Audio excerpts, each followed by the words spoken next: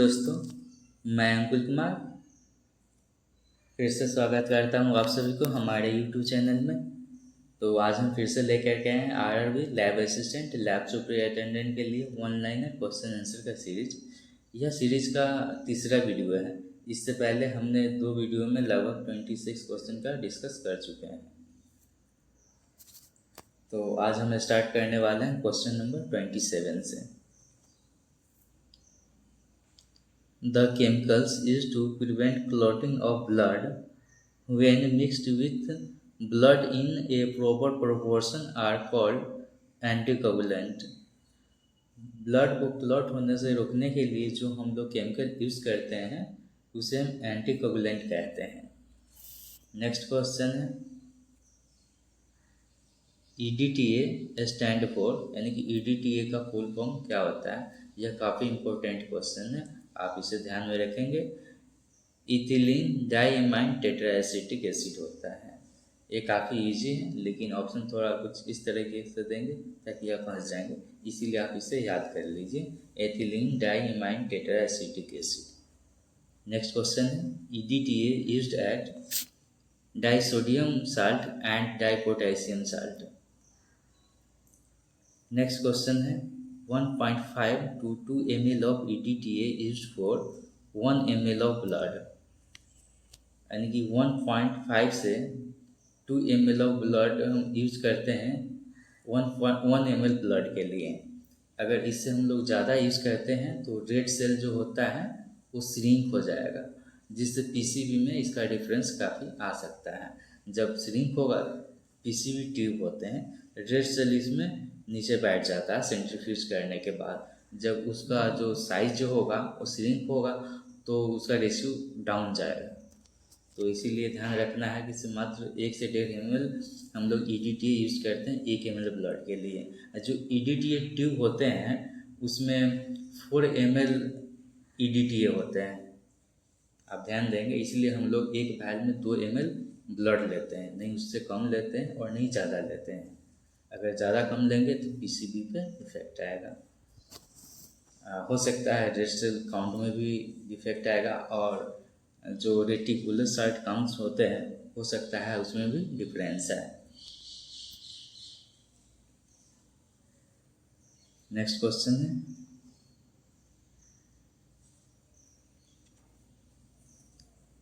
EDTA prevent coagulation by binding calcium. Next question है which artificial anticoagulant give the best preservation of cellular morphology. Cellular morphology में RBC, WBC और platelet होता है, इसे अच्छे से प्रिजर्व करता है और इसका मॉर्फोलॉजी को बनाए रखता है कंटिन्यूअस EDTA।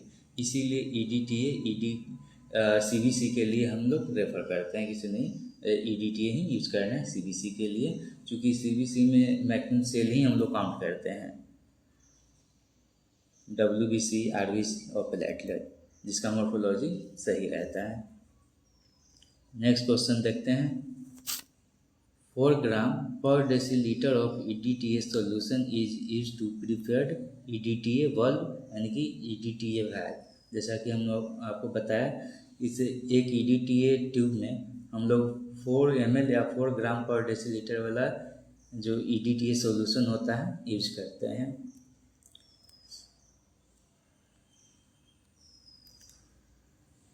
नेक्स्ट क्वेश्चन है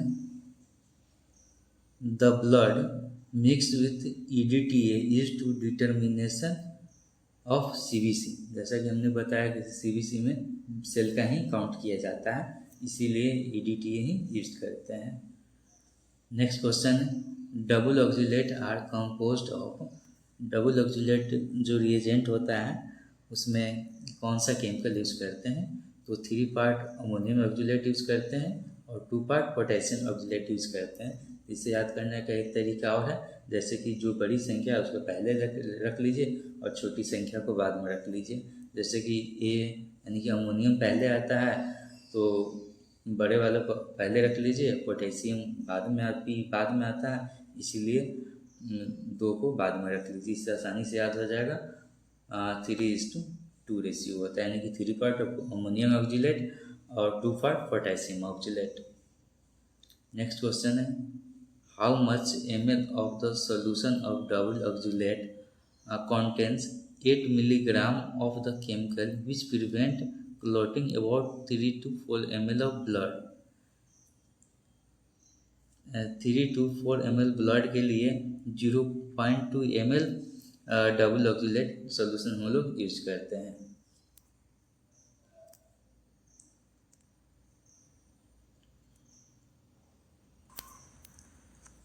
नेक्स्ट क्वेश्चन है,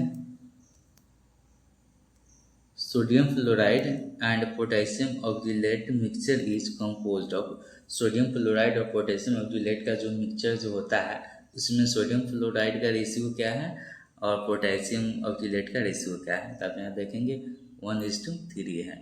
1 पार्ट सोडियम फ्लोराइड है और 3 पार्ट पोटेशियम ऑक्जेलेट है।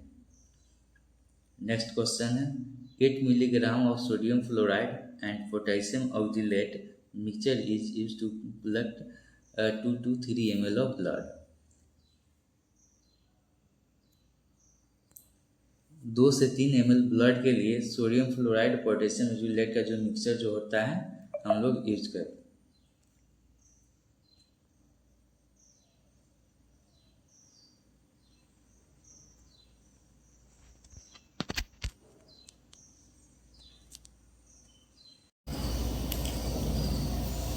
अगला क्वेश्चन है, sodium fluoride and potassium oxalate mixture is composed of.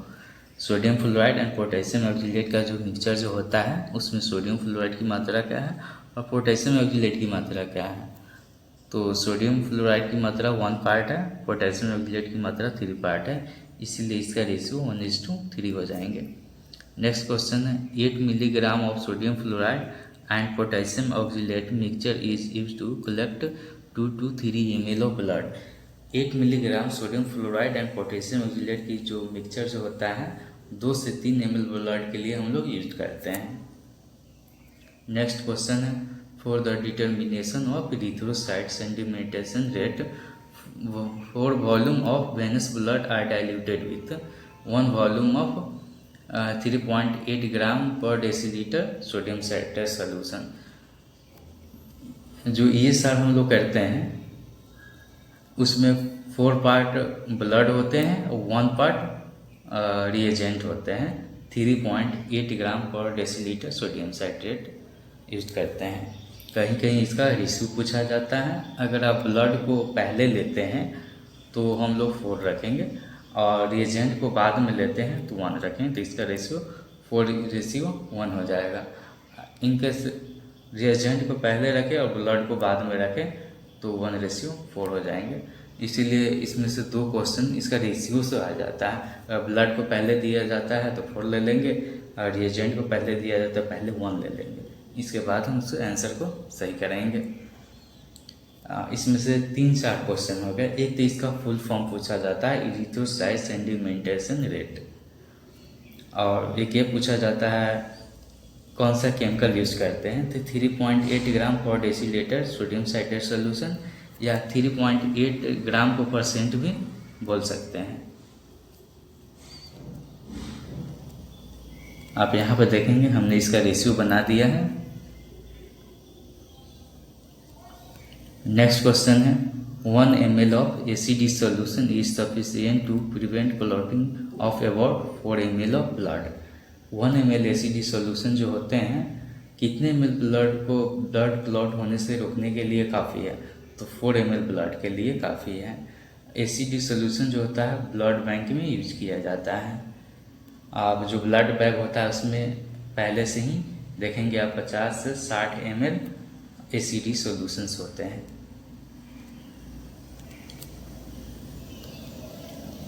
Next question है, 3.8 ग्राम पर decilitre sodium citrate in ratio of 1 part 9 part of blood is used for. जो 3.8 gram पर decilitre जो solution जो होते हैं 1 पार्ट यूज करते हैं और 9 पार्ट ब्लड यूज करते हैं। कौन सा टेस्ट में करते हैं, तो ये हम लोग पीटी टेस्ट के लिए यूज करते हैं, इतना पीटीटी टेस्ट के लिए यूज करते हैं और टीटी टेस्ट के लिए यूज करते हैं और एपीटीटी टेस्ट के लिए यूज करते हैं।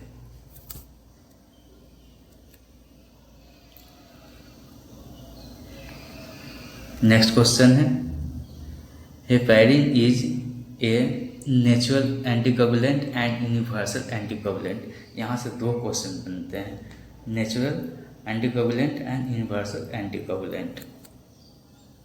नेक्स्ट क्वेश्चन है, heparin is use for the estimation of arterial blood gases, जिसे हम एबीजी कहते हैं, एक ऑस्मोटिक फ्लैजिलिटी टेस्ट होते हैं। ये दोनों यूज करने के लिए हम लोग हेपेरिन यूज करते हैं। नेक्स्ट क्वेश्चन है, 0.2 ml of heparin is use for 1 ml of blood. 1 ml blood के लिए हम लोग 0.2 ml ऑफ हेपेरिन यूज करते हैं। तो चलिए आज के लिए इतना है, थैंक यू, फिर हम मिलेंगे नेक्स्ट वीडियो में।